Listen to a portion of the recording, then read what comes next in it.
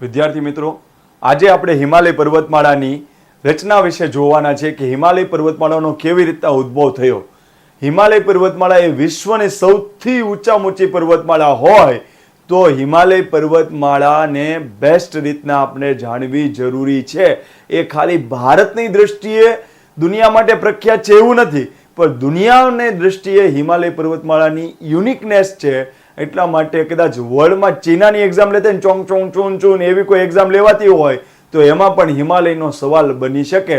તો આપણે તો ભારત અને ગુજરાત લેવલની એક્ઝામની તૈયારી કરીએ છીએ, તો હિમાલય પર્વતમાળા આપણા માટે કેટલી મહત્વની હોય.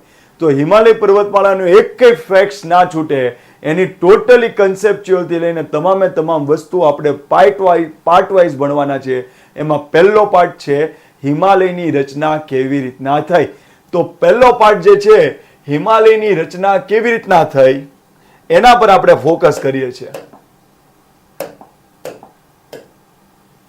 તો જો હિમાલયની રચના કેવી રીતના થઈ, તો હિમાલય બાબતે દુનિયામાં મતાંતર છે. એટલે જુદા જુદા વૈજ્ઞાનિકોએ થિયરી આપી છે.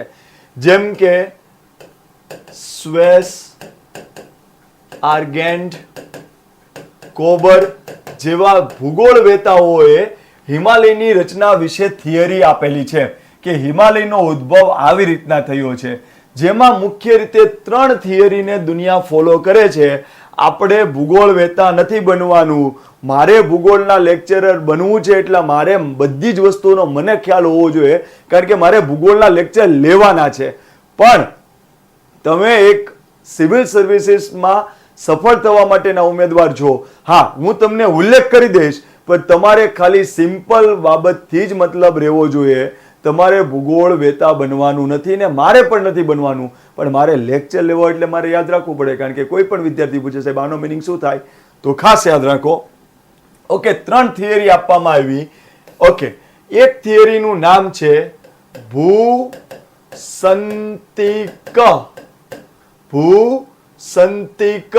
ઉદ્ભવ.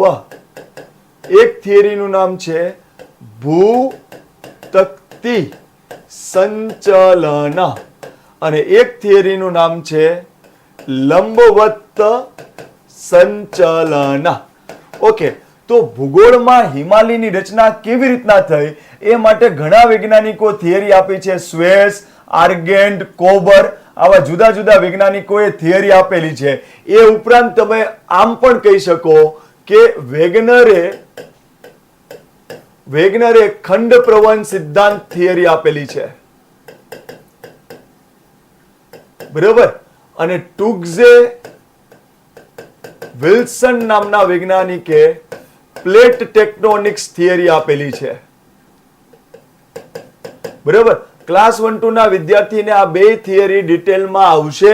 ક્લાસ 3 વાળા વિદ્યાર્થીને એનો કોઈ જરૂર છે જ નહીં, પણ તમને યાદ રહેતું હોય તો રાખજો કે પ્લેટ હોય એ હાથમાંથી પડી જાય તો એ તૂટે. વિલ્સનભાઈ એ તૂટી જાય. તો પ્લેટ ટેક્ટોનિક્સ થિયરી કોણે આપી હતી? ટુગ્ઝે વિલ્સને. ખંડ પ્રવહન કરે છે, એટલે કે પ્રવહન એટલે મૂવમેન્ટ કરવી. તો વેગનર ગાડી હોય ને એની ઝડપે જવાય, BMW ની ઝડપે ન જવાય, ફાટ એમ કરીને ન જવાય. પછી તથ્ય પટેલની જેમ એક્સિડન્ટ થાય અને પછી વહીવટ થાય તમારા. એના કરતા ખંડને પ્રવાહિત કરવાનો છે. કઈ ગાડીની ગતિએ? વેગનર. તો ખંડ પ્રવહન સિદ્ધાંત આપ્યો છે વેગનરે. પ્લેટ ટેક્ટોનિક્સ થિયરી આપી છે ટુગ્ઝે વિલ્સને. આ બધી બાબતો ક્લાસ 1-2 માં ડિટેલમાં આવશે આગળ જતા, પણ તમારે અત્યારમાં ટેમ્પરરી એટલું યાદ રાખો કે આ બધી થિયરીઓમાં હિમાલયના ઉદ્ભવ વિશે નાનો મોટો ખ્યાલ આપને મળે છે. એમાંથી જે દુનિયા 3 થિયરીને વધુ માન આપે છે એ આ છે ભૂસંતિક ઉદ્ભવ, ભૂતક્તિ સંચલન, લંબવત સંચલન. આને ઇંગ્લિશમાં કહેવાય જીઓસિન્ક્લાઇનલ થિયરી. આને ઇંગ્લિશમાં કહેવાય ભૂતક્તિ. યાદ કરજો, ક્લાસ 3 ના વિદ્યાર્થી હોય કે ક્લાસ 1-2 ના વિદ્યાર્થી, મેં ભણાવવામાં બાકી રાખ્યું નથી. મેં તમને કીધું હતું કે જમીનની નીચે ખડકો હોય, એનો એક સ્તર હોય તેને એક પ્લેટ કહેવાય, એનો બીજો સ્તર હોય તો એને બીજી પ્લેટ કહેવાય, એનો ત્રીજો સ્તર હોય તો એને ત્રીજી પ્લેટ કહેવાય, એનો ચોથો ખડકનો સ્તર હોય તો એને ચોથી પ્લેટ કહેવાય. તો આ જે પ્લેટો છે જમીનની નીચે છે અને ખડકોની બનેલી છે, તો આ ખડકની બનેલી પ્લેટને ગુજરાતીમાં કહેવાય ભૂતકતી. અને સંચલન એટલે પ્લેટો હલનચલન કરતી હોય તો એને કહેવાય સંચલન. તો ભૂતકતી સંચલન, જેને ઇંગ્લિશમાં કહેવાય પ્લેટ ટેક્ટોનિક્સ થિયરી. બરોબર. તો પ્લેટ ટેક્ટોનિક્સ થી પણ હિમાલય બન્યો છે એવી પણ એક થિયરી છે. લંબવત સંચલન, સંચલન એટલે મૂવમેન્ટ થવું, લંબવત એટલે એને કહેવાય વર્ટિકલ મૂવમેન્ટ. હવે આ જે પણ થિયરી હોય, ત્રણ થિયરીમાં એક વસ્તુ કોમન છે કે ભારતનો ઉપરનો ટુકડો અલગ હતો, ભારતનો નીચેનો ટુકડો અલગ હતો, વચ્ચે દરિયો હતો. તો આ ભાગના ઉચકાવાથી જ હિમાલય પર્વતમાળા બન્યું છે. તો હિમાલય પર્વતમાળા વાસ્તવિકમાં સમુદ્રનું તળ ઉચકાઈને બની છે. આ ત્રણ થિયરીમાં કોમન વસ્તુ છે.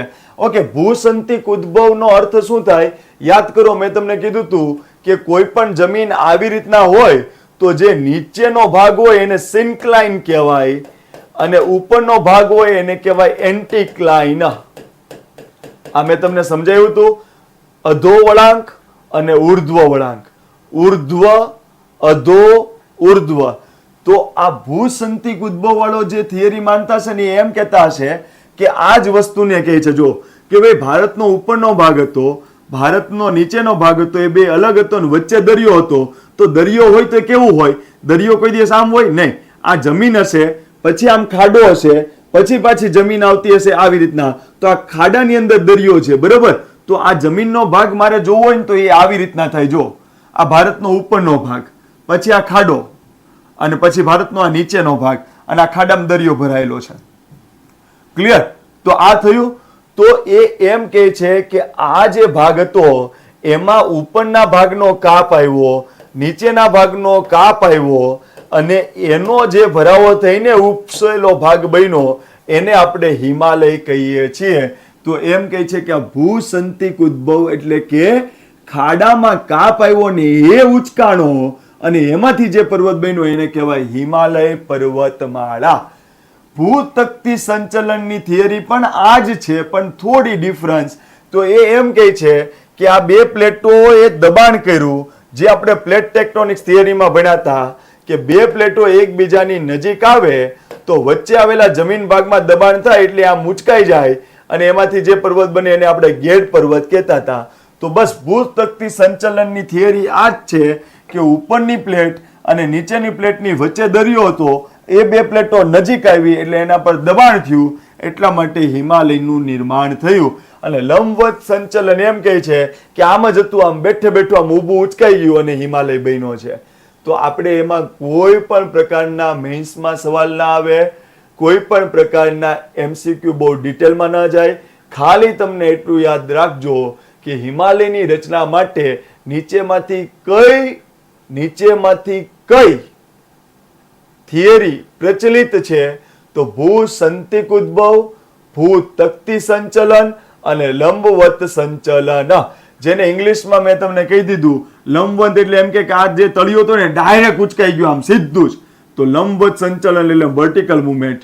પછી બે પ્લેટો ભેગી થઈ, ભૂતકતી સંચલન, પ્લેટ ટેક્ટોનિક્સ થિયરી.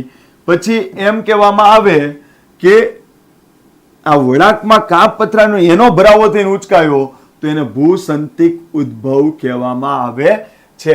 તો એટલી વસ્તુનો આપણે ખ્યાલ લીધો. ઓકે, તો આટલા વૈજ્ઞાનિકોએ આવી રીતના એનો ખ્યાલ આપે છે. હવે આપણે જોઈએ કે દુનિયા સૌથી બેસ્ટ કઈ પ્રક્રિયાને માને છે કે જેનાથી હિમાલયનું નિર્માણ થયું હોય અને એના એવિડન્સમાં એને શું લીધું છે એના પર આપણે ફોકસ કરીએ. અહીંયા સુધી ક્લિયર બધાને? Okay, done. ચાલો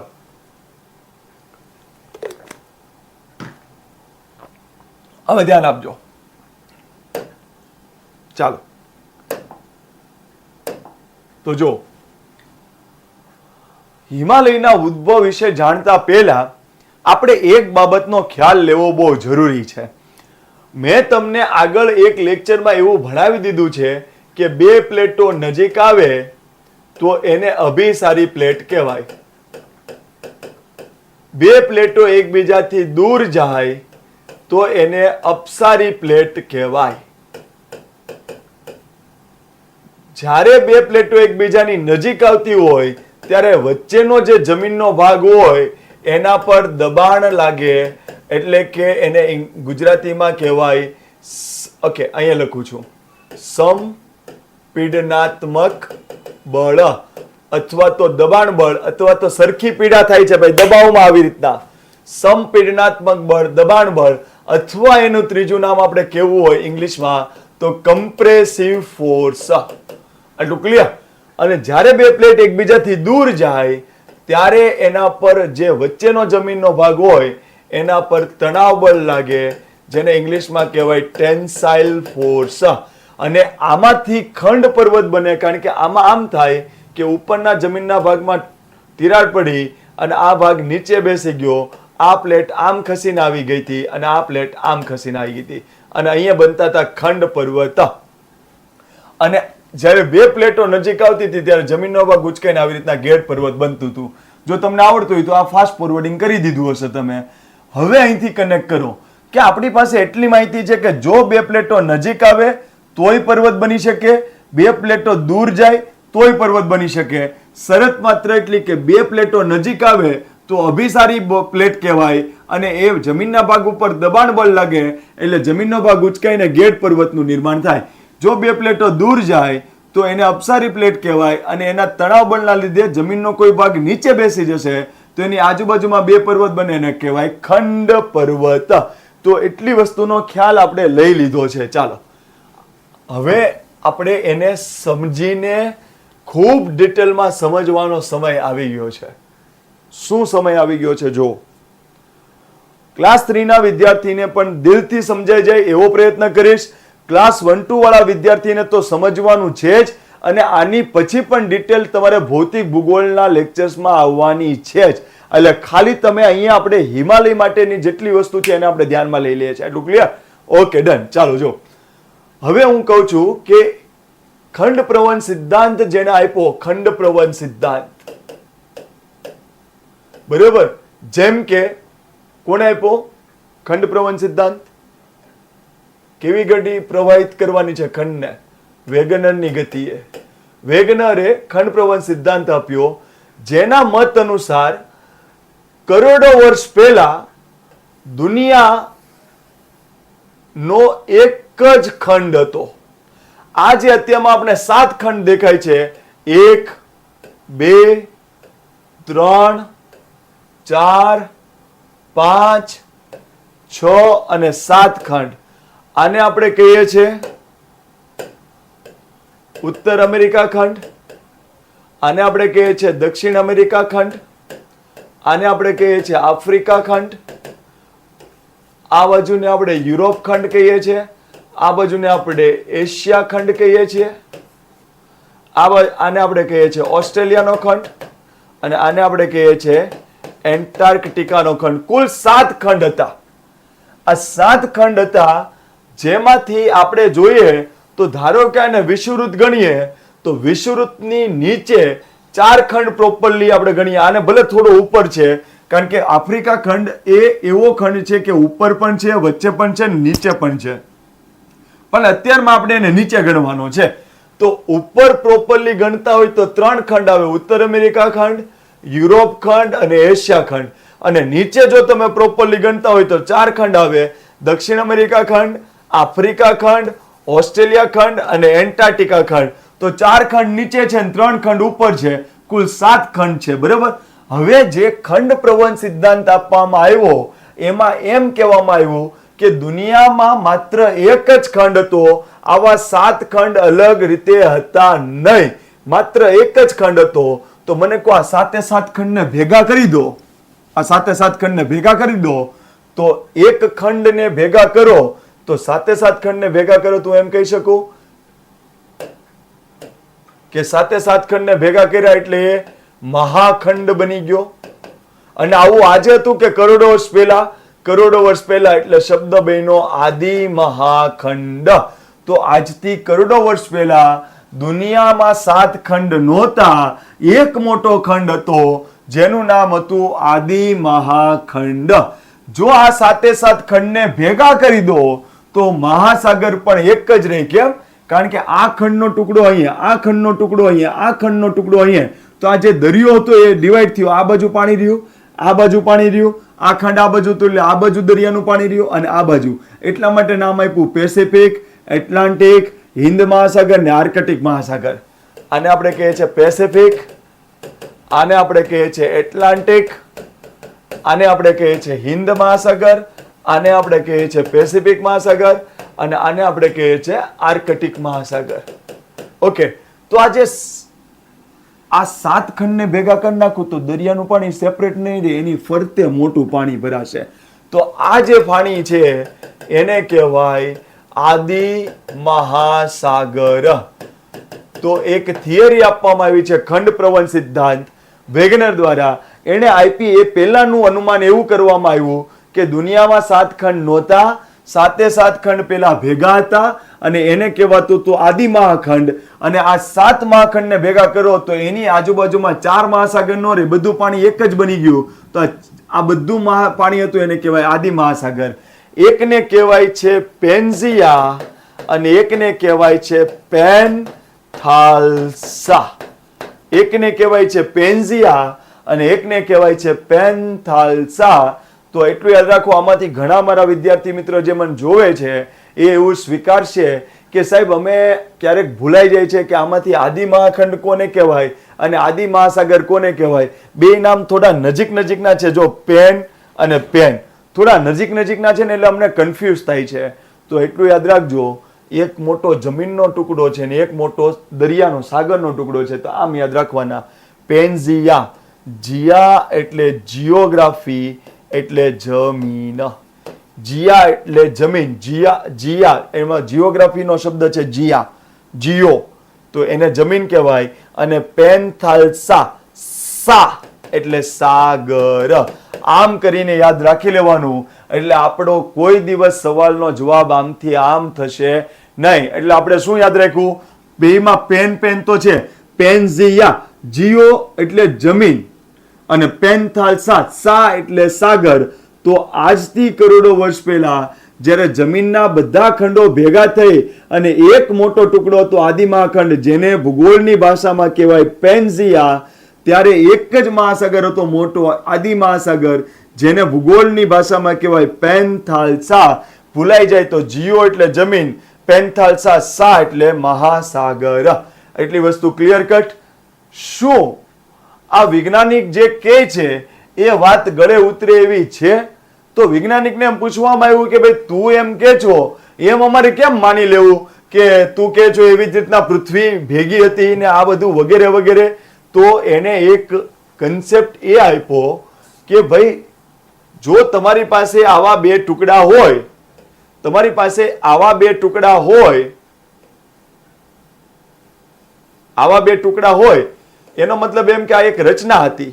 આ કાચનો ટુકડો તૂટ્યો અને આવો ટુકડો તૂટ્યો.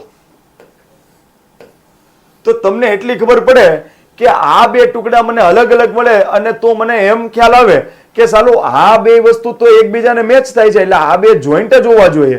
તો આ એક જ રચનામાંથી ભાગ પડેલો છે. તો આવી રીતના એક પેટર્ન આવે ઝિગઝો, ઝિગઝો પઝલ, ઝિગઝેગ પઝલ. ઓકે, આ પઝલમાં એવું આવે, ઝિગઝો પઝલમાં એવું આવે કે તમે કોઈ પણ ટુકડાઓ ગોઠવો તો એમાંથી એક આકૃતિ બને ને તમે પછી ક્લેપ પડો એ આ હીરો બન્યો, આ હિરોઈન બની. તો એ જે ગેમ આવે ને એને ઝિગઝો પઝલ ગેમ આપણે કહેતા હોઈએ. તો આ વૈજ્ઞાનિકે એમ કીધું, જ્યારે દુનિયાને એમ પૂછ્યું કે તું કેમ એમ કે છો કે ભાઈ આ બધા ટુકડાઓ એક જ હતા અને પછી અલગ થઈને તૂટીને જુદી જુદી જગ્યાએ ગયા છે?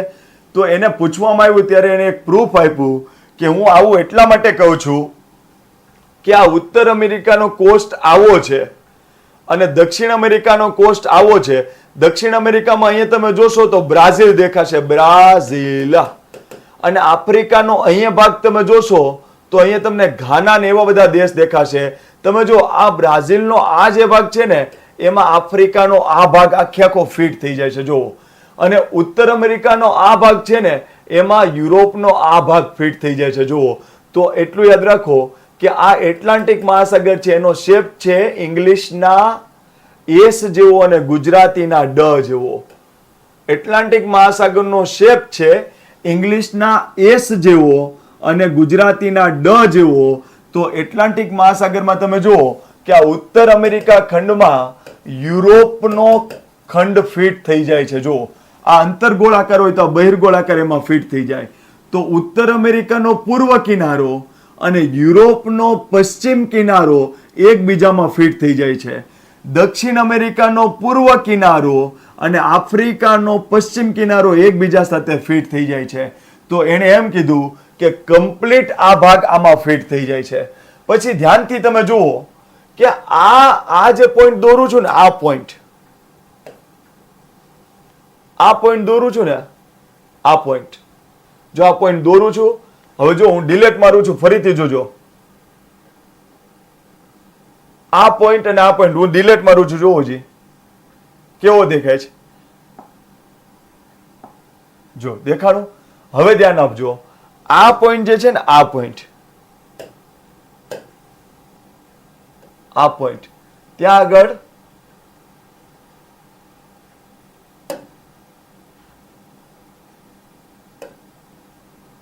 નાના ડાયાગ્રામમાં થોડી તકલીફ પડે છે. જો આ પોઈન્ટ જ્યાં આગળ ભારત પાકિસ્તાન ભેગું થતું હોય, હવે આ ભાગને હું આમ ખેંચું, આ ભાગને આમ ખેંચું તો આ ભાગ કમ્પ્લીટ આમાં ફિટ થઈ જશે. જો આ ભાગ આવી રીતે, બરાબર, આ જે આર્ક બને છે ને એ આ આર્કમાં ફિટ થઈ જાય એમ છે. જો આ ઓકે, આ જે પોર્શન છે ને આફ્રિકાનો,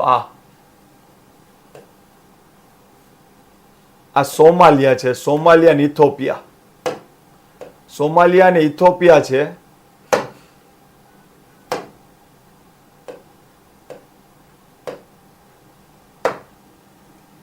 અહીંયા સોમાલિયા અને ઇથોપિયા છે, જેને આફ્રિકાનું સિંગડું કહેવામાં આવે. તો આને આફ્રિકાનું સિંગડું કહેવાય. તો અહીંયા આફ્રિકાના બે દેશ છે, સોમાલિયા અને ઇથોપિયા, એને આફ્રિકાનું સિંગડું કહેવાય છે. તો આ શેપ છે. અહીંયા ભારત પાકિસ્તાનનો દરિયો મળે છે, એ શેપ છે. હવે ભારતની નીચેના ભાગને ચોટીને પકડીને આમ કરશો ને તો આ નીચેનો ભાગ આખે આખો ભારતનો આવી રીતના ફિટ થઈ જશે. જો ઓકે, આપણે દોરી જ દઈએ.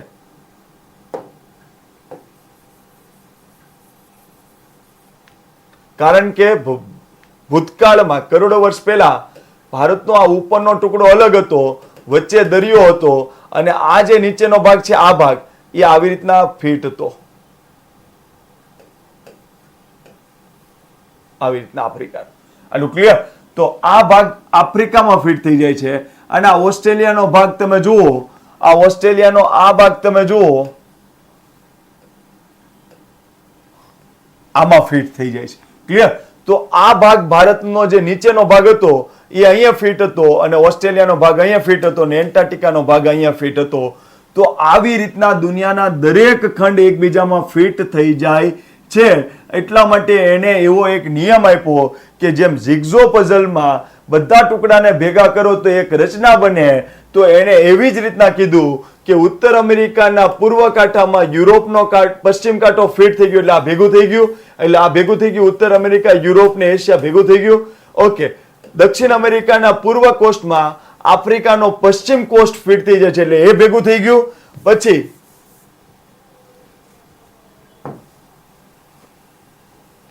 પછી ભારતનો પશ્ચિમ કિનારો આફ્રિકાના પૂર્વ કિનારા સાથે ફિટ થઈ જાય છે, અને ભારતના પૂર્વ કિનારામાં ઓસ્ટ્રેલિયા ફિટ થઈ જાય છે, અને ભારતના પૂર્વ કિનારાનો નીચેના ભાગમાં એન્ટાર્ક્ટિકા આવી રીતના ફિટ થઈ જાય છે. આટલું ક્લિયર? તો આ વૈજ્ઞાનિકે ફટાફટ જો, કન્ફ્યુઝ નહીં થતા. તમને એક્ઝામમાં કેવા સવાલ પૂછાશે? તમને એક્ઝામમાં આ સવાલ પૂછાશે કે ભારતનો પશ્ચિમ કિનારો કયા ખંડ સાથે બંધ બેસતો છે? આફ્રિકાના પૂર્વ કિનારા સાથે બંધ બેસતો છે, પહેલો સવાલ. પછી ભારત પાકિસ્તાનનો દરિયા કિનારો જ્યાં જોડાઈ રહ્યો છે ત્યાં આગળ કયા ખંડનો કયો દેશ બંધ બેસતો છે? તો આફ્રિકાનો જે આ ખંડનો ભાગ છે, સોમાલિયા અને ઇથોપિયા, જેને આફ્રિકાનું સિંગડું કહેવામાં આવે છે, એ ભાગ ભારતના અને પાકિસ્તાનના દરિયા કિનારા સાથે બંધ બેસી જાય છે. આ બે સવાલ થયા. પછી ભારતનો પૂર્વ પૂર્વ કિનારાનો દરિયા કિનારો કોની સાથે બંધ બેસતો છે? તો ઓસ્ટ્રેલિયા સાથે બંધ બેસતો છે. શું એન્ટાર્કટિકા ખંડ ભારત અને ઓસ્ટ્રેલિયા સાથે બંધ બેસે છે? હા, બંધ બેસે છે. તો એટલું ક્લિયર થઈ ગયું. બાકીના આવા સવાલ, ઉત્તર અમેરિકાનો પૂર્વ કાંઠો, દક્ષિણ અમેરિકાનો પૂર્વ કાંઠો, યુરોપના પશ્ચિમ કાંઠા અને આફ્રિકાના પશ્ચિમ કાંઠા સાથે બંધ બેસતો છે. એટલાન્ટિક મહાસાગરનો શેપ કેવા આકારનો છે? એસ આકારનો. તો એટલી વાત આપને આવડવી જોઈએ. હવે ધ્યાન આપજો, હવે શું થશે ધ્યાન આપજો. ધ્યાન આપજો.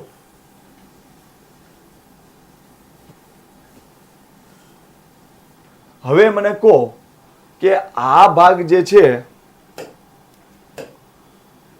આ ભાગ જે છે એમાં આપણે આને આદિમહાખંડ કહીએ છીએ. આદિમહાખંડ, બરાબર, જેની આજુબાજુમાં આદિમહાસાગર છે, બરાબર. હવે આ આદિમહાખંડ જેને આપણે પેન્ઝિયા કહીએ છીએ, એમાં ક્લાસ 1-2 ના વિદ્યાર્થીને ડિટેલમાં આવશે. અત્યારમાં ખાલી એક વર્ડ કહું છું, એ વર્ડ તમે યાદ રાખી લોજો. વિકલ ગુરુત્વાકર્ષણ બળ, જેને ઇંગ્લિશમાં કહેવાય ડિફરન્શિયલ ગ્રેવિટેશનલ ફોર્સ લાગવાથી આ જમીનનો જે પેન્ઝિયાનો ટુકડો હતો એ તૂટ્યો અને બોયન્સીના લીધે, ઓકે, બોયન્સીના લીધે પણ એ તરતો થયો. હવે ધ્યાન આપજો, પેન્ઝિયા તૂટ્યો શું કામ? તો ડિફરન્શિયલ ગ્રેવિટેશનલ ફોર્સ લાગવાના લીધે, એટલે કે જુદું જુદું ગ્રેવિટેશનલ ફોર્સ લાગવાના લીધે પેન્ઝિયાનો ટુકડા થયા. એના બે ટુકડા થયા. ઉત્તર ભાગના ટુકડાને કહેવાય છે અંગારા લેન્ડ, જેનું બીજું નામ છે લોરેશિયા, અને દક્ષિણ ભાગના ટુકડાને કહેવાય છે ગોંડવાના લેન્ડ. ઓકે, તો એટલું યાદ રાખજો કે લોરેશિયામાં પાછળ શબ્દ એશિયા છે, તો એશિયા ઉપર છે ને, તો એટલું યાદ રાખજો, ઉપરના જે ટુકડો છે એને અંગારા લેન્ડ કહેવાય અથવા લોરેશિયા કહેવાય, દક્ષિણના ટુકડાને કહેવાય ગોંડવાના લેન્ડ. હવે અહીંયા હું ખાસ કાન ખોલીને તમે ધ્યાનથી સમજી જજો. અહીંયા હું શું કરું છું એ ધ્યાનથી સમજજો, તો એક કે એક world mapping, world geography up to date તમને વસ્તુનો ખ્યાલ આવી જશે. અહીંયા ધ્યાનથી સમજજો હું શું કરું છું, જોઈ લો. ઓકે, ધ્યાનથી જુઓ. એક જમીનનો બધા ટુકડાઓ ભેગા થઈને મહાખંડ બન્યો, એને આદિમહાખંડ કહેવાતું હતું. એને આપણે પેન્ઝિયા કહેતા હતા. એના પર જુદા જુદા ગુરુત્વાકર્ષણ બળ એક સરખું નહીં, જુદું જુદું લાગ્યું એટલે એના ટુકડા થયા. આ ડિટેલમાં ક્લાસ 1-2 માં આપણે ભણવાનું છે. આ ટુકડા થયા, એમાં ઉપરના ટુકડાને કહેવાય છે અંગારા લેન્ડ, નીચેના ટુકડાને કહેવાય છે ગોંડવાના લેન્ડ. હવે તમે મને કહો કે ઉપરના ભાગમાં કેટલા ખંડ આવ્યા છે? 3.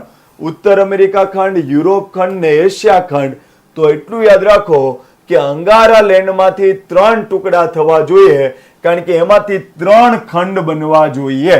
તો અંગારા લેન્ડમાંથી જ ઉત્તર અમેરિકા ખંડ બન્યું છે, અંગારા લેન્ડમાંથી જ યુરોપ બન્યું છે, અને અંગારા લેન્ડમાંથી જ એશિયા બન્યું છે. ગોંડવાના લેન્ડ એટલે નીચેનો ભાગ. તો નીચેના ભાગમાં 4 ખંડ છે: દક્ષિણ અમેરિકા ખંડ, આફ્રિકા ખંડ, ઓસ્ટ્રેલિયા ખંડ ને એન્ટાર્કટિકા ખંડ. તો ગોંડવાના લેન્ડમાંથી આપણે 4 ટુકડાની કલ્પના કરવાની છે.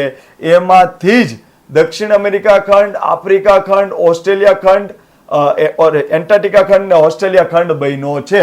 તો તમારી પાસે એટલા MCQ પહેલા તો આવડવા જોઈએ કે જે દુનિયાના 7 ખંડો છે એમાંથી કયા ખંડ કેમાંથી બન્યા છે. તો અહીંયા યાદ રાખજો, અંગારા લેન્ડમાંથી બન્યા છે ઉપરના 3 ખંડકો, ઉત્તર અમેરિકા, યુરોપ અને એશિયા. ગોંડવાના લેન્ડમાંથી બન્યા છે નીચેના 3 ખંડો, ઓસ્ટ્રેલિયા, આફ્રિકા, દક્ષિણ અમેરિકા અને એન્ટાર્કટિકા ખંડ. એટલું ક્લિયર બધાને? Okay, done. હવે ધ્યાન આપજો.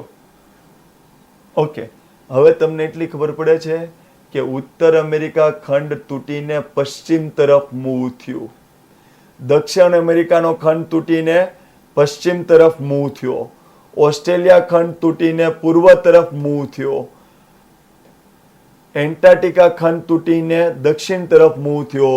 આટલા સવાલના જવાબ ક્લાસ 1-2 વાળા વિદ્યાર્થીને આવડવા જ જોઈએ. ક્લાસ 3 વાળા વિદ્યાર્થીને ન આવડે તો ચાલશે, કારણ કે ક્લાસ 1-2 વાળા વિદ્યાર્થીને આગળ જઈને એના પર ઘણા બધા કન્સેપ્ટ આવવાના છે.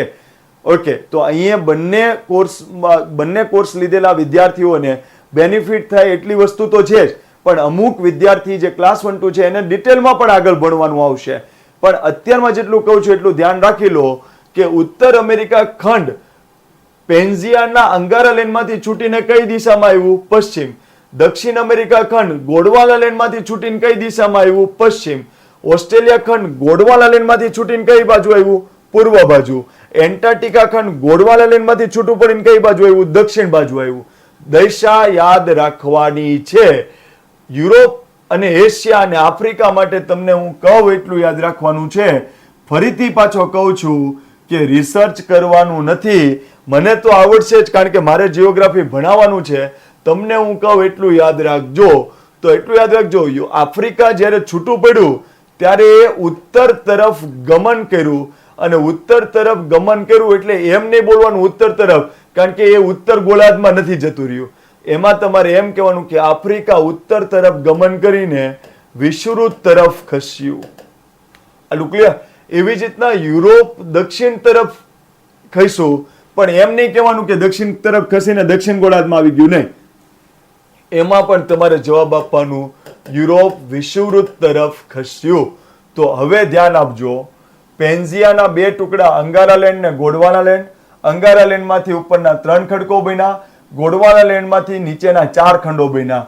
શું તૂટ્યા પછી ત્યાં ને ત્યાં જ રહ્યા? શું આપણે આફ્રિકામાંથી ડાયરેક્ટ દક્ષિણ અમેરિકામાં એમને જતા રહીએ કે દરિયો આવે? એનો મતલબ એમ કે તૂટ્યા પછી ત્યાં નથી રહ્યા, એ મૂવ થયા છે જુદી જુદી દિશામાં. તો દક્ષિણ અમેરિકા ખંડ પશ્ચિમ બાજુ ખસ્યો, ઓસ્ટ્રેલિયા પૂર્વ બાજુ ખસ્યું, એન્ટાર્કટિકા દક્ષિણ બાજુ ખસ્યું, આફ્રિકા વિષુવવૃત્ત તરફ, યુરોપ વિષુવવૃત્ત તરફ, અને ઉત્તર અમેરિકા ખંડ પશ્ચિમ તરફ. આટલું ક્લિયર? હવે ધ્યાન આપજો. એટલા માટે વેગનરે આ થિયરીનું નામ રાખ્યું ખંડ પ્રવહન, જેને ઇંગ્લિશમાં કહેવાય કોન્ટિનેન્ટલ ડ્રિફ્ટ થિયરી. ક્લિયર? કારણ કે એને શું કર્યું, આને નામ કેમ આપ્યું ખંડ પ્રવહન? તમે જો, પેલા એને બધા ખંડને ભેગા કર્યા, પછી ટુકડા પાડ્યા. ટુકડાને ખંડ કહેવાય, આખી રચનાને ખંડ નો કહેવાય.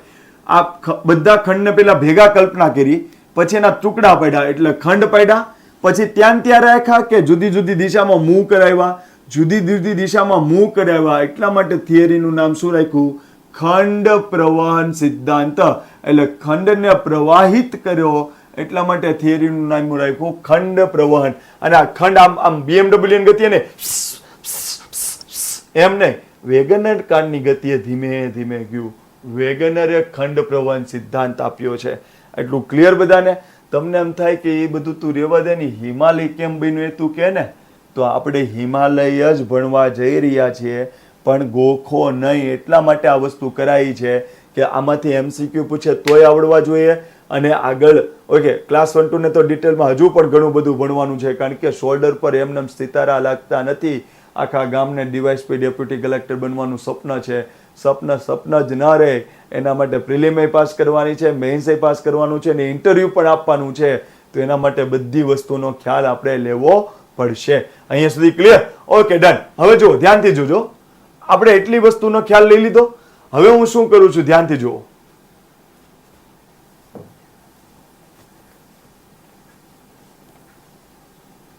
સાંભળજો. જો, આ અંગારા લેન્ડ છે.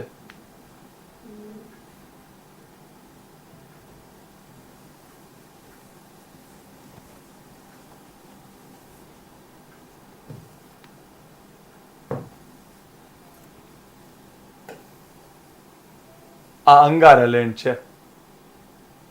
એમાં આ છે ઉત્તર અમેરિકા ખંડ,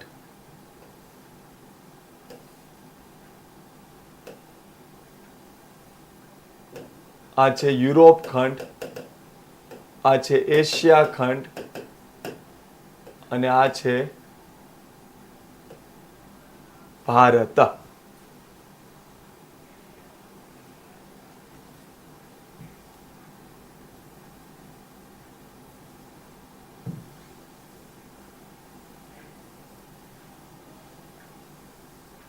ઓકે, આ ઉત્તર અમેરિકા ખંડ છે, આ યુરોપ છે અને આ એશિયા છે, એમાં આ છે ભારત. બરોબર, આ છે અંગારા લેન્ડ.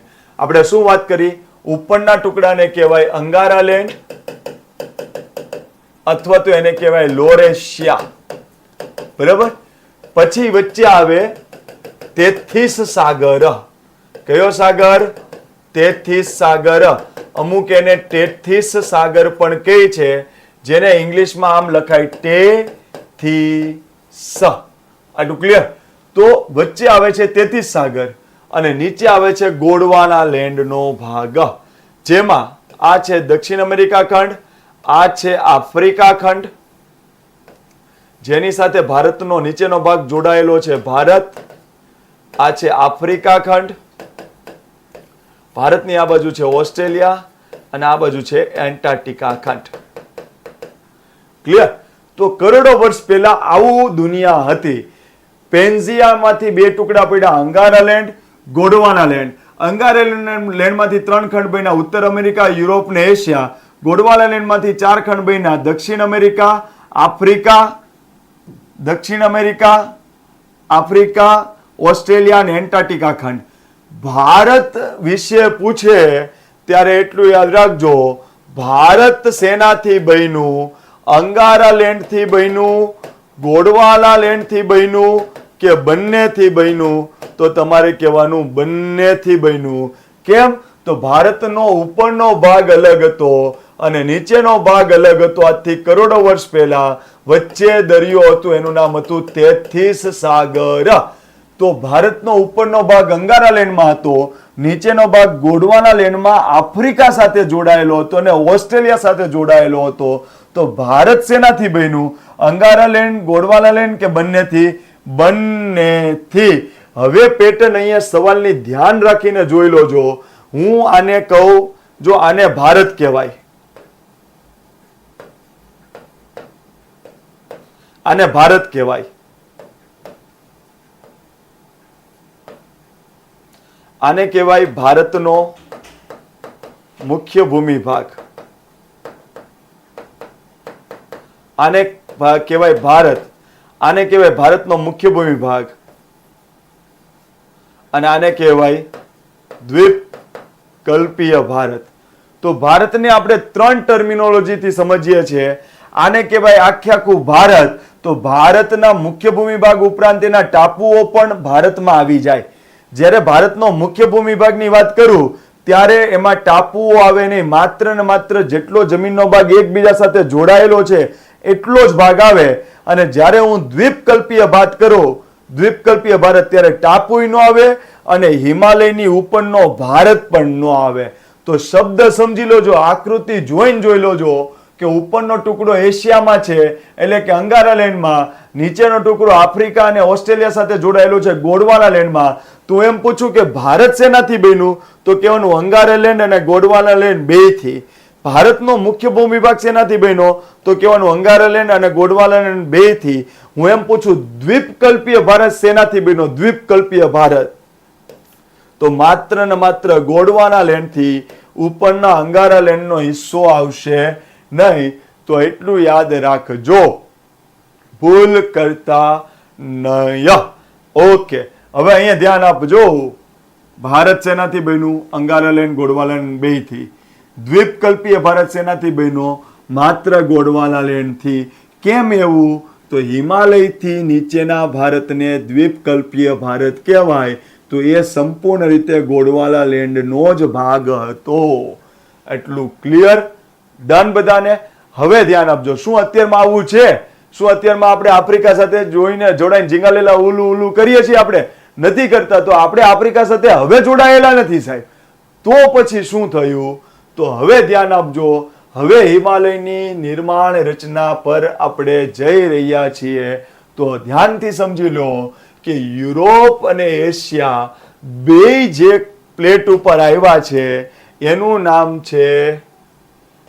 નામ છે યુરેશિયન પ્લેટ.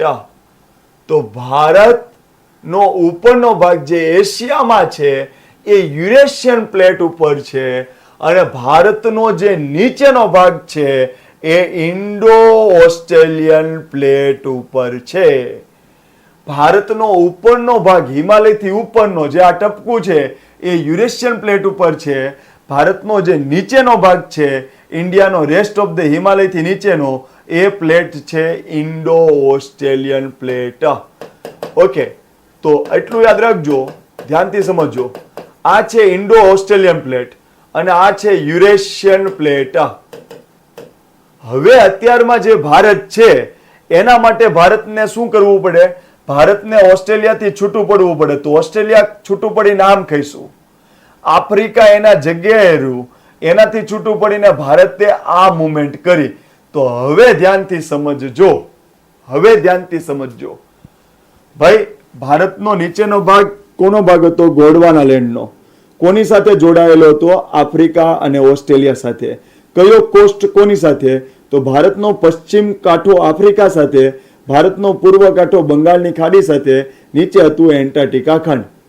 વચ્ચે કયો દરિયો હતો? તેથીસ સાગર.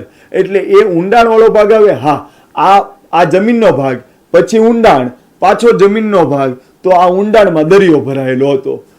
તો ભારત અત્યારમાં આવું છે નહીં. અત્યારમાં જે વસ્તુ ભારતની દેખાય છે એ પ્રમાણે થવું હોય તો આમાં એટલો વસ્તુ છૂટી પડવી જોઈએ કે ઓસ્ટ્રેલિયા આમ આવવું જોઈએ, આફ્રિકા અહીંયા રહેવું જોઈએ અને ભારત છૂટું પડીને તમારે અહીંયા આવવું જોઈએ.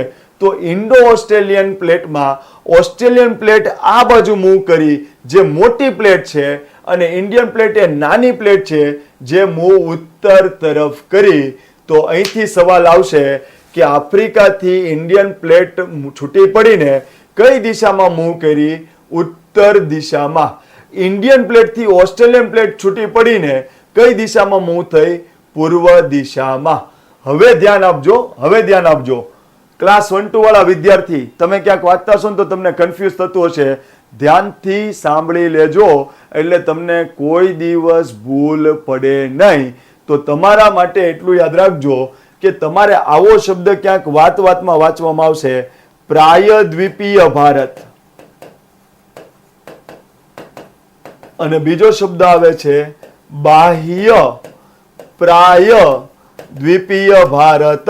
તો તમે ક્યાંક હિન્દીની બુકો વાંચો, ક્યાંક ઊંચા લેવલની બુકો વાંચો તો તમને આવા શબ્દ આવે, તમને એમ થાય કે હા વળી શું કહેવા માંગે છે. તો હવે ધ્યાનથી સમજો. ઓસ્ટ્રેલિયાની પ્લેટ ખસી ગઈ, આફ્રિકાને એ રહી. હવે હું ભારતની પ્લેટને અહીંયા હું દોરું છું. અહીંયા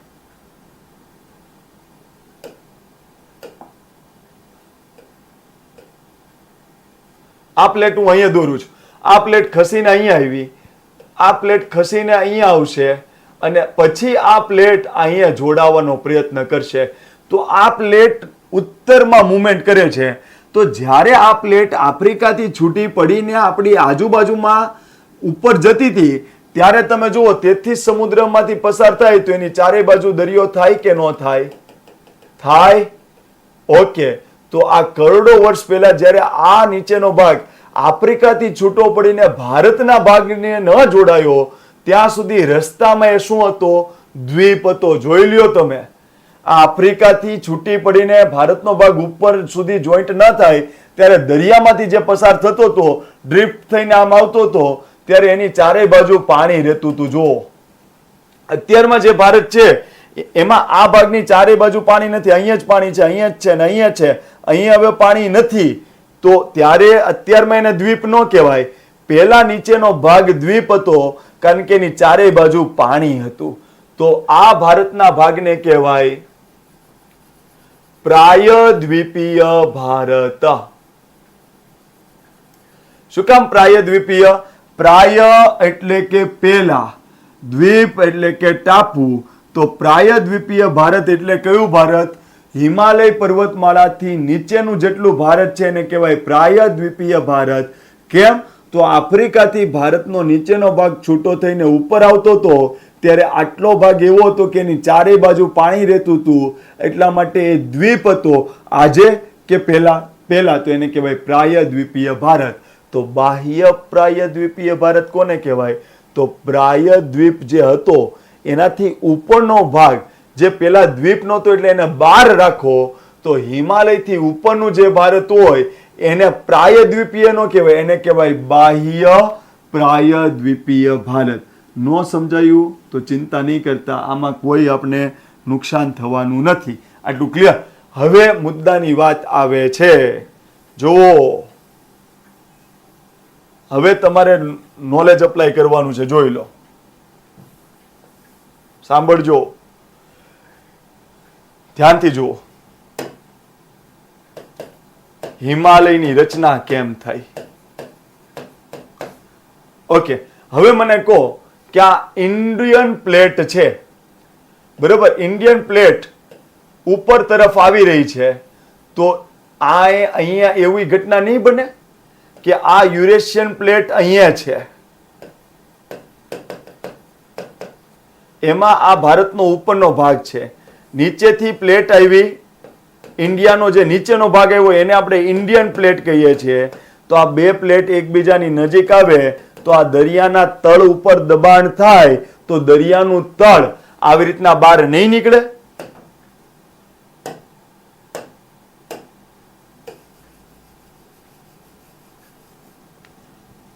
ઓકે, આ ભાગ જે ઉપર આવ્યો તો આ જે દરિયાનું તળિયું છે એને આમ દબાણ નહીં આપે? દબાણ આપશે એટલે શું થશે? આ ભાગ નીચેનો આવી રીતના કમ્પ્લીટ જોઈન્ટ થઈ જશે ઉપરના ભાગ સાથે. વચ્ચે જે દરિયાનું તળિયું હતું,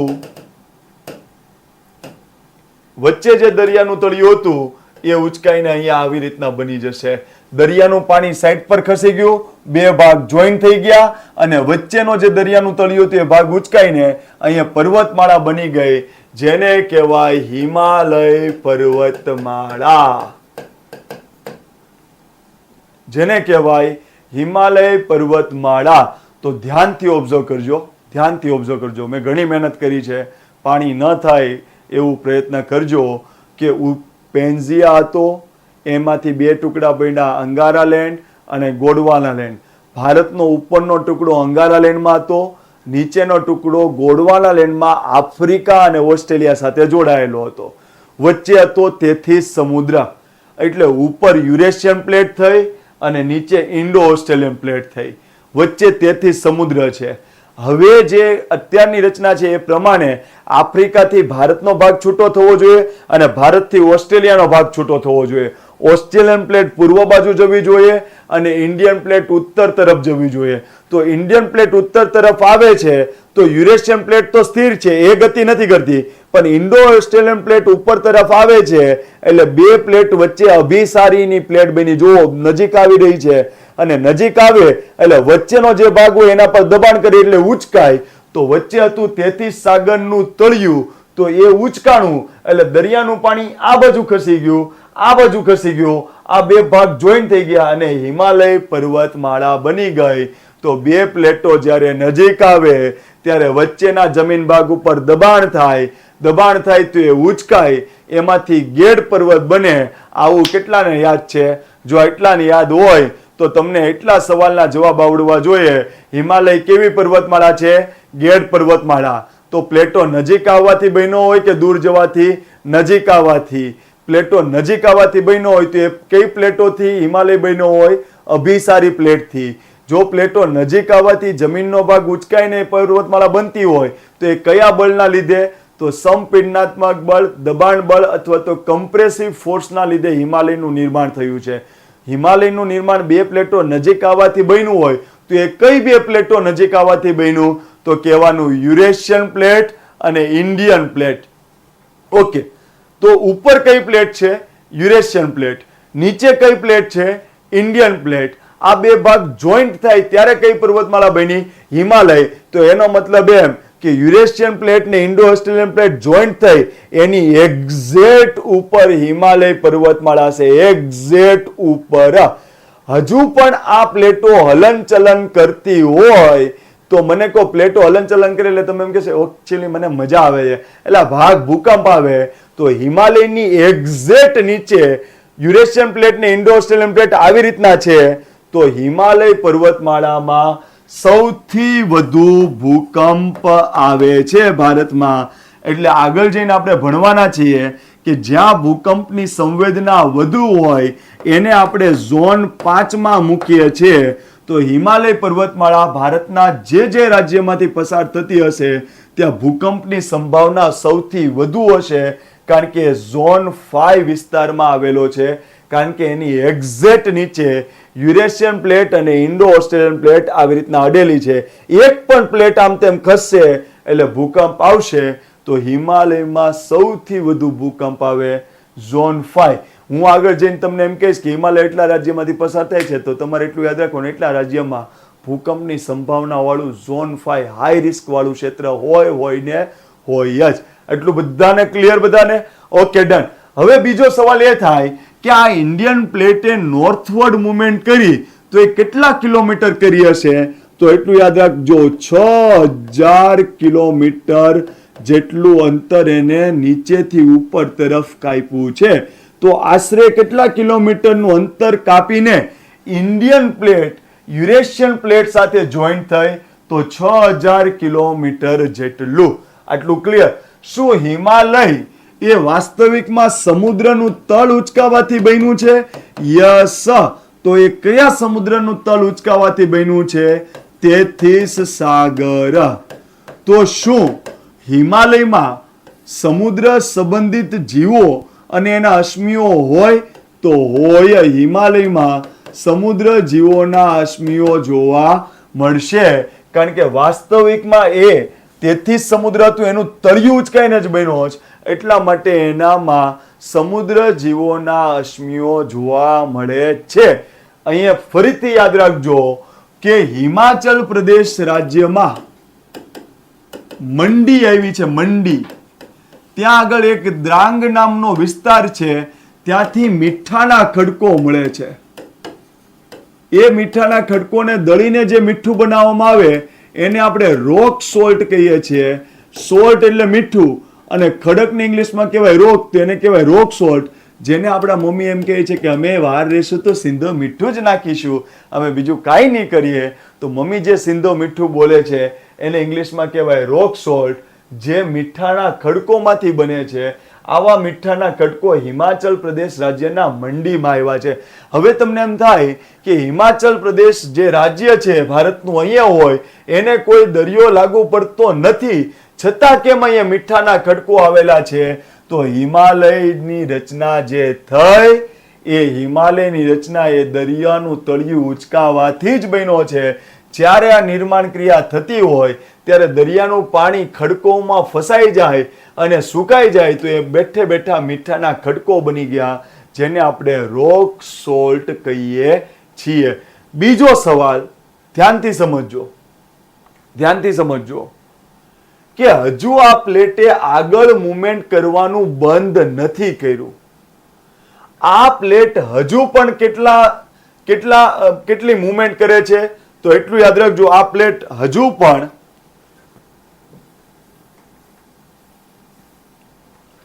આ પ્લેટ હજુ પણ 5 સેન્ટીમીટર પ્રતિ વર્ષ મુવમેન્ટ કરે છે. આ પ્લેટ 5 સેન્ટીમીટર પ્રતિ વર્ષ મુવમેન્ટ કરે છે. હવે ધ્યાનથી સમજો, ધ્યાનથી સમજો, સાંભળજો. આ પ્લેટ નજીક આવતી ગઈ એમ વચ્ચેનો જમીનનો ભાગ ઉચકાતો ગયો અને હિમાલય પર્વતમાળા બની ગઈ.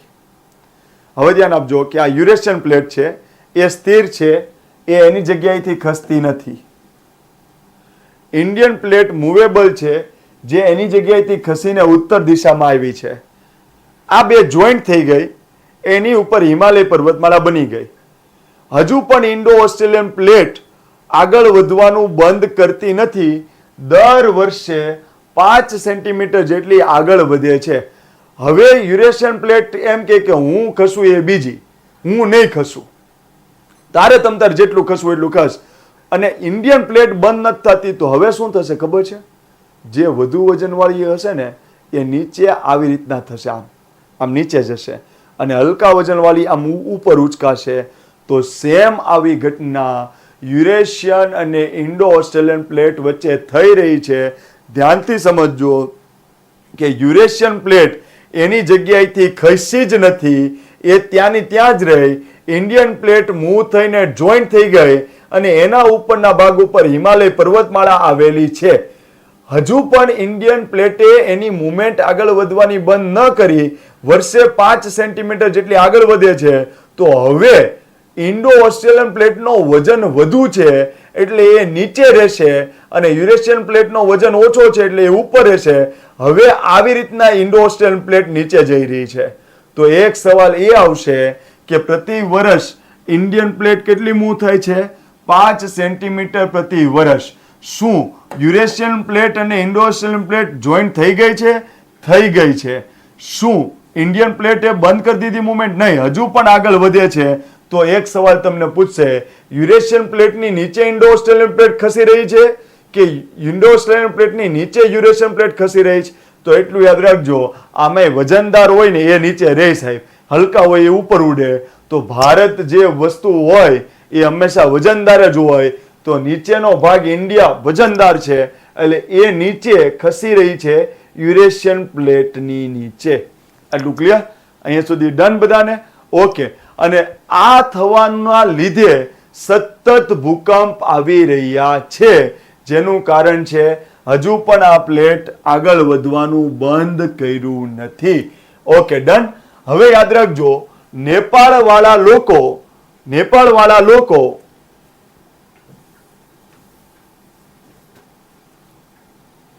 ઓકે, આ યુરેશિયન પ્લેટ છે, આ તેથીસ સાગર છે અને આ ઇન્ડિયન પ્લેટ છે. આને હું આમ દોરું છું.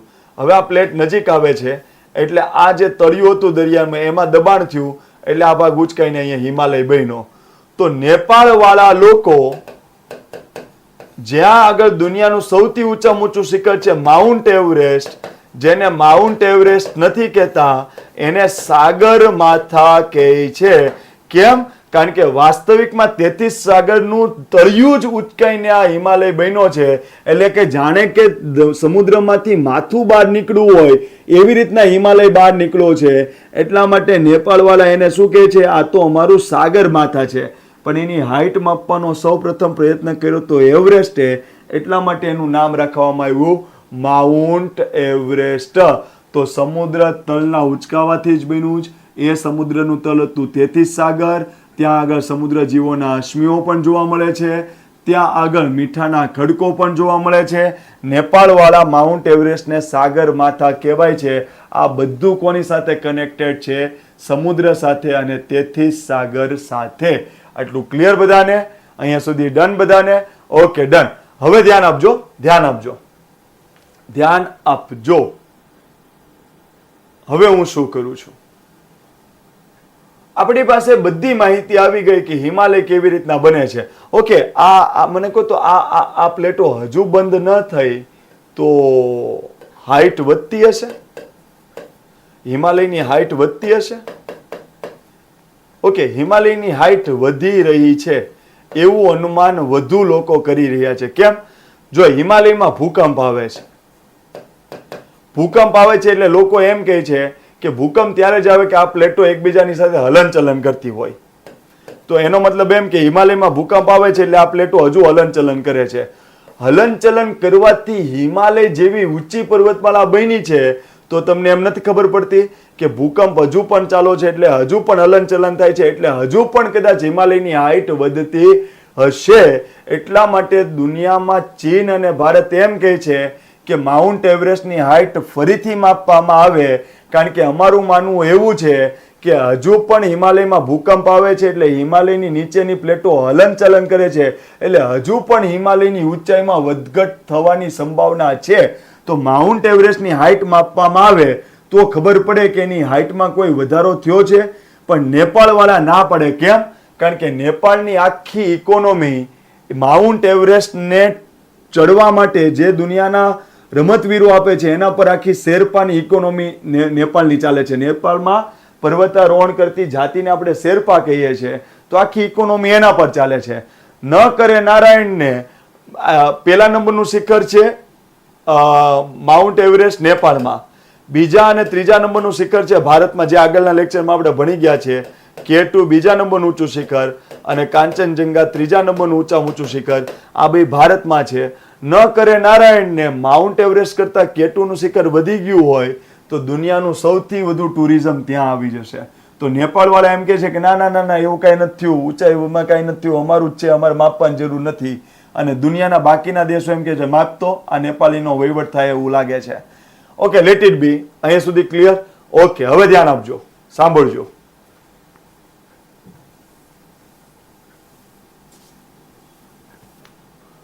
શા માટે હિમાલયને દુનિયાની યુવા પર્વતમાળા કહેવાય? એટલે કે આલ્પાઇન પર્વતમાળા છે ને એ પણ નવી છે, એટલે આલ્પાઇન શ્રેણીની પર્વતમાળા કહેવાય. હિમાલયને કઈ પર્વતમાળા કહેવાય? આલ્પાઇન એટલે યુરોપમાં આવેલી પર્વતમાળા. યુરોપમાં આવેલી પર્વતમાળા, જેમ કે સ્વિટ્ઝરલેન્ડની નજીક, સ્વિટ્ઝરલેન્ડ, ઇટાલી, ફ્રાન્સની નજીક, તો એને આલ્પાઇન પર્વતમાળા ત્યાં આવેલી છે. આ નવી પર્વતમાળા છે અને હિમાલય પણ દુનિયાની નવી ગેટ પર્વતમાળા કહેવાય છે, યુવા ગેટ પર્વતમાળા કહેવાય છે. તો એને આલ્પાઇન શ્રેણીમાં મૂકવામાં આવે છે. તો તમને પૂછે કે હિમાલયને કઈ શ્રેણીનો પર્વતમાળા કહેવાય? આલ્પાઇન શ્રેણીની. શું કામ? તો પહેલા અહીંયા જોઈ લો કે ભારતનો આ ભાગ તો ઓલરેડી હતો જ, ભારતનો આ ભાગે ઓલરેડી હતો જ, તો અહીંયા પર્વતમાળા હશે, અહીંયા પર્વતમાળા હશે, અહીં હશે, અહીં હશે, અહીં હશે, અહીંની પર્વતમાળાઓ પણ હશે, જેમ કે ટ્રાન્સ હિમાલય. પણ આ બે ભાગ ભેગું થયું પછી હિમાલય બન્યો. તો મને કહો સૌથી છેલ્લે ભારતમાં કઈ પર્વતમાળા બની હોય? હિમાલય. કારણ કે નીચેનો ભાગ હતો એટલે આટલા ભાગની નદીઓ અને પર્વતમાળા હશે, એટલા ભાગની નદીઓ અને પર્વતમાળા હશે. તો ધ્યાનથી સમજજો કે હું એમ પૂછું કે હિમાલયની નદીઓ જૂની કે દ્વીપકલ્પ ભારતની નદીઓ જૂની? તો એટલું યાદ રાખજો કે જેમ હિમાલય પર્વતમાળા નવો તો હિમાલયની નદીઓ પણ નવી. કેવી રીતના? તો જ્યારે નીચેનો ભાગ ને ઉપરનો ભાગ અલગ હતો ત્યારે અહીંયા પર્વતો હતા ને અહીંયા પર્વતો હતા, અહીંયા પણ નદીઓ હતી ને અહીંયા પણ નદીઓ હતી. જ્યારે હિમાલય બન્યો જ નથી એટલે એના પર બરફ નથી આવ્યો ને એના પર બરફ નથી આવ્યો એટલે એમાંથી બરફ પીગળીને નદીઓ નથી બની. ક્લિયર? તો એટલું યાદ રાખજો કે આ બે ભાગ જોઈન્ટ થાય ત્યારે હિમાલય બને છે ને, તેની પહેલા બીજી બધી પર્વતમાળા બની ગઈ હતી. તો હિમાલયને ભારતની સૌથી યુવાન પર્વતમાળા કહેવાય. આવી યુવાન પર્વતમાળાનું શ્રેષ્ઠ ઉદાહરણ છે યુરોપની આલ્પાઇન પર્વતમાળા, જેના પરથી આપણા હિમાલયને આલ્પાઇન શ્રેણીમાં મૂકવામાં આવે છે. એટલું ક્લિયર બધાને? Okay, done. હવે ધ્યાન આપજો, લાસ્ટ, પછી આ ટોપિકને આપણે એન્ડ તરફ લઈ જઈએ.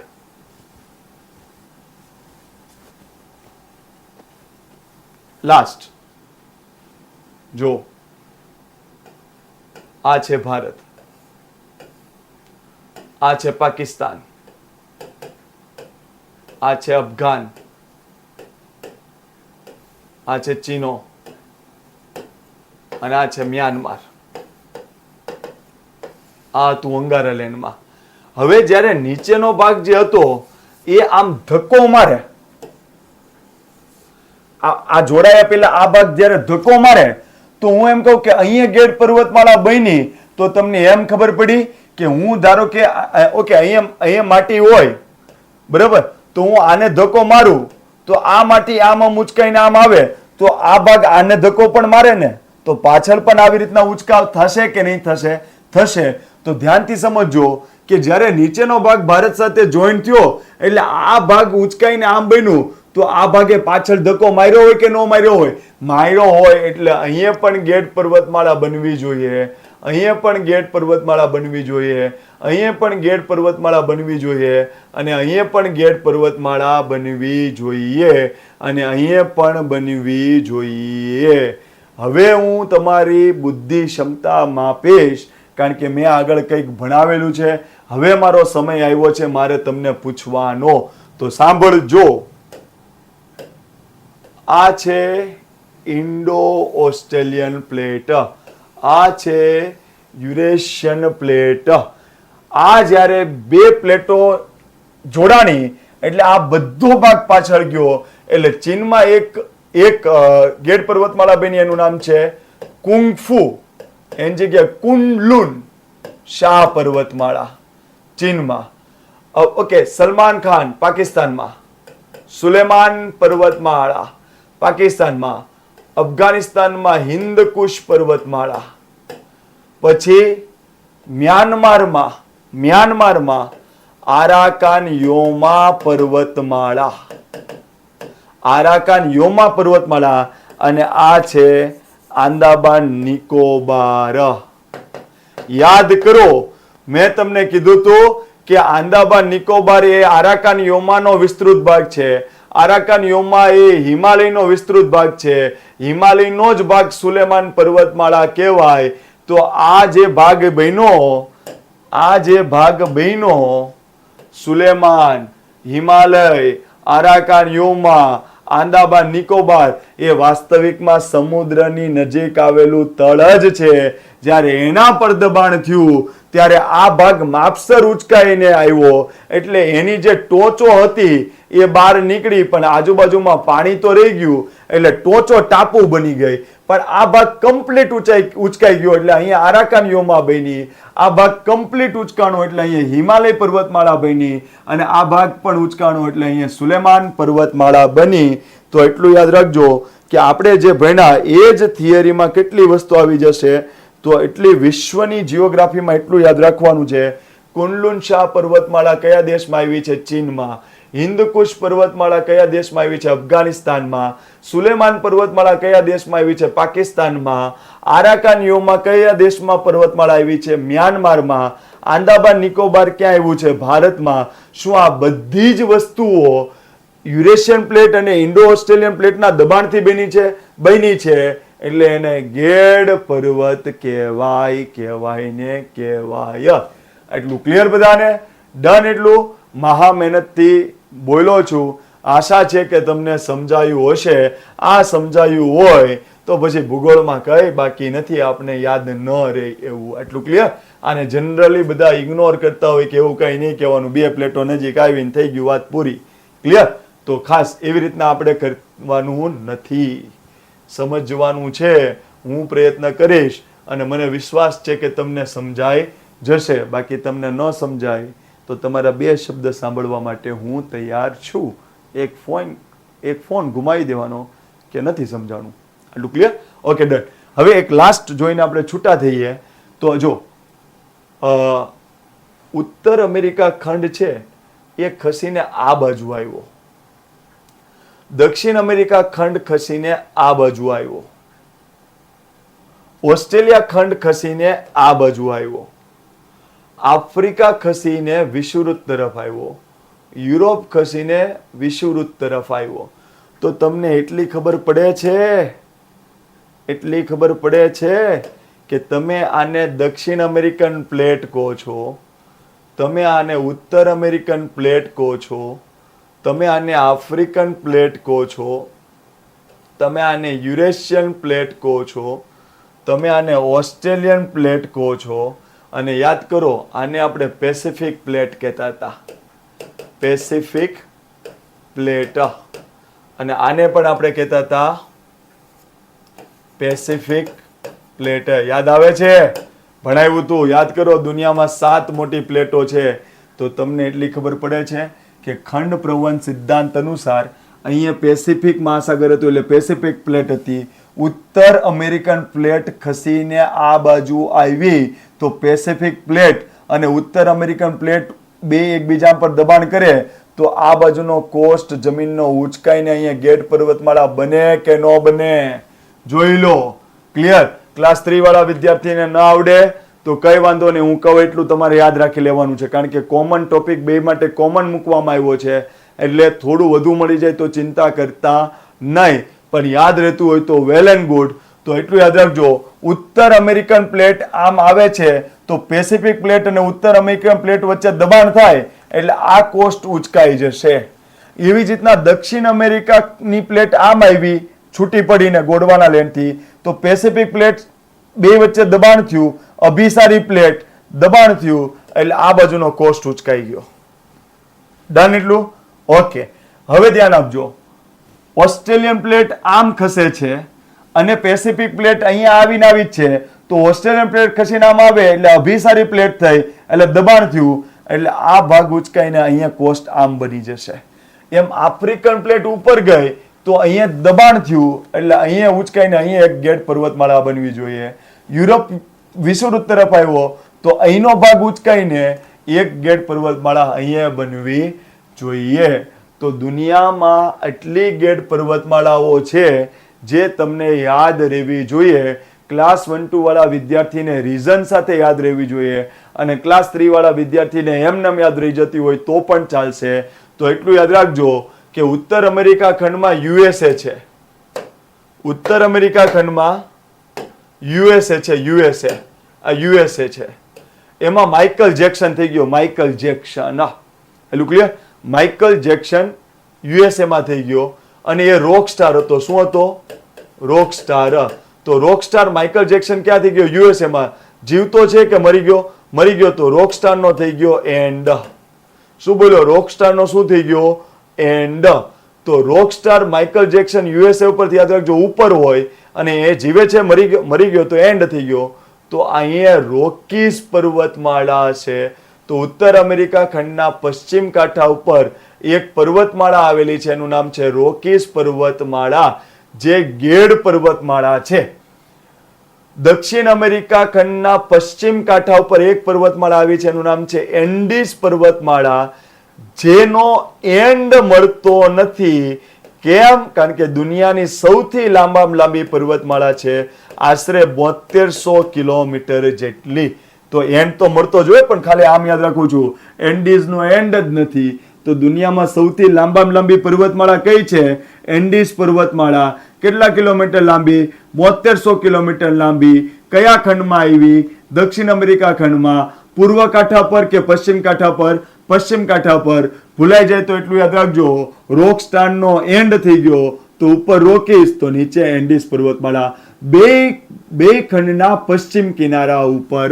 ઓકે, ઓસ્ટ્રેલિયા જે છે એ પૂર્વ તરફ ખઈશું એટલે પૂર્વ કાંઠા પર ગેટ પર્વતમાળા બનવી જોઈએ, કારણ કે ત્યાં દબાણ થશે તો ત્યાં બનશે. તો અહીંયા ગેટ પર્વત જે બન્યું એનું નામ છે, આમે ઓસ્ટ્રેલિયા ખંડ સૌથી નાનો છે, નાનો. અને યાદ કરો, તમે મોટા ભાઈ હોય તો નાના ભાઈને કોઈ દિવસ રમવા સાથે લઈ જતા નહીં. તમે એમ કે ભાઈ તારે ઘરે રહેવાનું, મારે રમવા જવું છે. તમને એમ લાગે કે તમારી ફ્રીડમ છીનવાઈ જાય. તો નાનો ભાઈ છે ને ઓસ્ટ્રેલિયાને ડિવાઈડ કરી નાખતા, ભાઈ તારે મારી સાથે નહીં રહેવાનું, ડિવાઈડ, ચલો આને ડિવાઈડ કરી દો, આપણી સાથે નથી રાખવાનું, ભાગ પાડવાને. તો ઓસ્ટ્રેલિયામાં જે પર્વતમાળા છે એનું નામ છે ગ્રેટ ડિવાઇડિંગ રેન્જ. તો ઓસ્ટ્રેલિયાના પૂર્વ કાંઠા ઉપર જે ગેટ પર્વતમાળા આવેલી છે એનું નામ છે ગ્રેટ ડિવાઇડિંગ રેન્જ. આપણે શું યાદ રાખવાનું કે નાનો છે એટલે ડિવાઈડ કરીને રાખવાનો. રોક સ્ટાર નો એન્ડ થઈ ગયો, એટલું ક્લિયર? ઓકે. યુરોપમાં પણ એક ગેટ પર્વતમાળા બની અને આફ્રિકામાં પણ એક ગેટ પર્વતમાળા બની. તો એટલું યાદ રાખજો, તમારી જે મેપની બુક આવે છે નવનીતની, એમાં એટલાસ લખેલું આવે છે.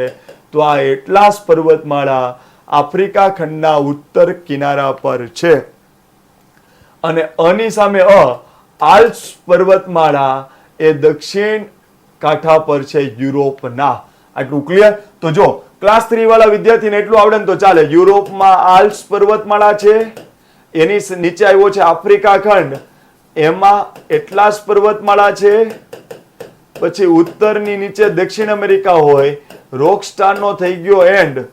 તો રોક સ્ટાર એટલે માઇકલ જેક્સન, એનો થઈ ગયો એન્ડ. તો એન્ડ એટલે એન્ડીઝ, રોકીઝ એટલે રોકીઝ. એન્ડીઝ નો છેડો નથી, કારણ કે 7200 કિલોમીટર દુનિયાની સૌથી લાંબામાં લાંબી પર્વતમાળા. પછી ઓસ્ટ્રેલિયા જે છે, ઓસ્ટ્રેલિયા, બરાબર. તો ઓસ્ટ્રેલિયા એ સૌથી નાનો ખંડ છે એટલે નાના હંમેશા ડિવાઈડ કરીને જ રાખવાનું. ચલો, એ અમારી સાથે નહીં રમવાનું તારે. Great Dividing range.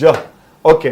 પછી પાકિસ્તાનમાં સલમાન ખાન, સુલેમાન, બરાબર. અફઘાનિસ્તાનમાં હિન્દકુશ પર્વતમાળા,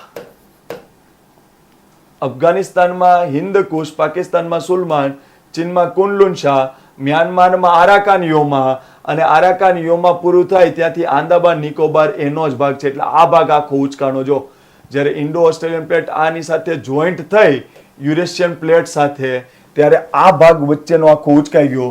પણ આ એટલો બધો ઉચકાણો નહીં, એટલે આ માત્ર દરિયામાંથી એની ટોચ જ બહાર નીકળી શકે, એટલે ટાપુઓ બન્યા, આ આખી પર્વતમાળા બની આરાકાનીઓમાં, આ આખી હિમાલય બની, અને આ આખી સુલેમાન બની, હિન્દકુશ બની ને કુનલુન શાહ બની. તો જોઈ લો, દુનિયાના પર્વતો આપણે કેટલા યાદ રાખી લીધા? Alps, Atlas, Rockies, Andes, Great Dividing Range, Sulaiman, Hindukush, Kunlun Shan, આરાકાનીઓમાં, આંદામાન નિકોબાર.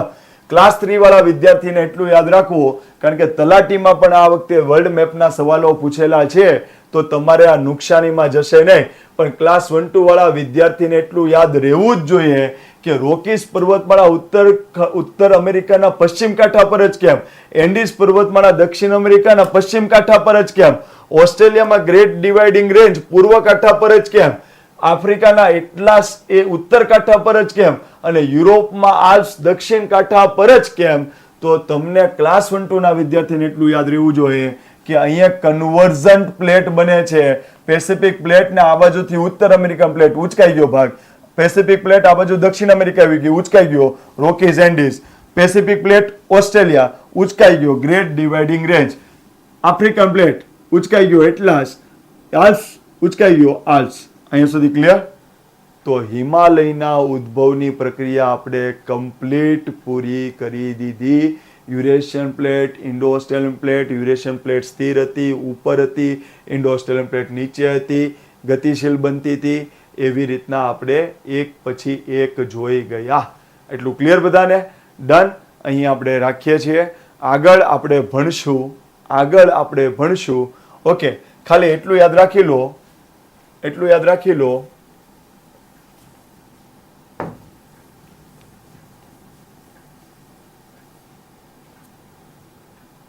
કે હિમાલયની 3 શાખા આવશે, 1, 2 અને 3. તો આ આમ સમજો કે બે પ્લેટો જ્યારે એકબીજાની નજીક આવે ને ત્યારે આ ભાગ ઉચકાણો, પાછી થોડી નજીક આવી એટલે આ ભાગ ઉચકાણો, પાછી થોડી નજીક આવી એટલે આ ભાગ ઉચકાણો. એટલે ધારો કે હું એમ કહું કે હિમાલયની 3 શાખા છે, તો એકી સાથે આમ નહીં બની ગઈ હોય. જેમ જેમ પ્લેટ નજીક આવતી હશે ને એમ આવી રીતના ઉચકાતું જશે. આ ભાગ ઉચકાણો, પછી આ ભાગ ઉચકાણો, ને પછી આ ભાગ ઉચકાણો. એટલે ત્રણેય શાખા એક જ સમય જેટલી જૂની નહીં હોય. ક્લિયર? આ ઊંચી વધુ છે તો આ પેલા બની હશે, પછી આ એના પછી બની હશે, ને આ એના પછી બની હશે, જે આપણે આગળ જતા લેક્ચરોમાં આવશે. એટલે અહીંયા આપણે હિમાલયનો પહેલો પાઠ પૂરો કર્યો. હવે જે બીજો પાઠ આપણે લાવશું એમાં એ જોશું કે હિમાલયમાં શા માટે બરફ આવે છે. આપણે કેવા પાઠ બનશે આગળ આવશે. અત્યારમાં આપણે હિમાલયનો ઉદ્ભવ જોયા. હવે આવશે હિમાલય પર બરફ શા માટે આવે છે. ક્લિયર? એટલે એમાં બધો જ કન્સેપ્ટ થી માંડીને આજુબાજુનું બધું પૂરું કરી નાખશું. પછી તમે જે બધું વાંચેલું છે બૃહદ, લઘુ, શિવાલિક ને એવું બધું ત્રીજા પાઠમાં આવશે. આટલું ક્લિયર? તો વેઇટ એન્ડ વોચ. એક પણ સવાલનો માર્ક આમથી આમ આપણે થવા દઈશું નહીં. શરત માત્ર એટલી, આપણે દિલથી ભણીએ, વધુ કન્ટેન્ટથી ચિંતા નહીં કરવાની. ન આવડે તો મને ફોન ઘુમાવી દેજો કે નથી સમજાતું. જય હિન્દ, જય ભારત.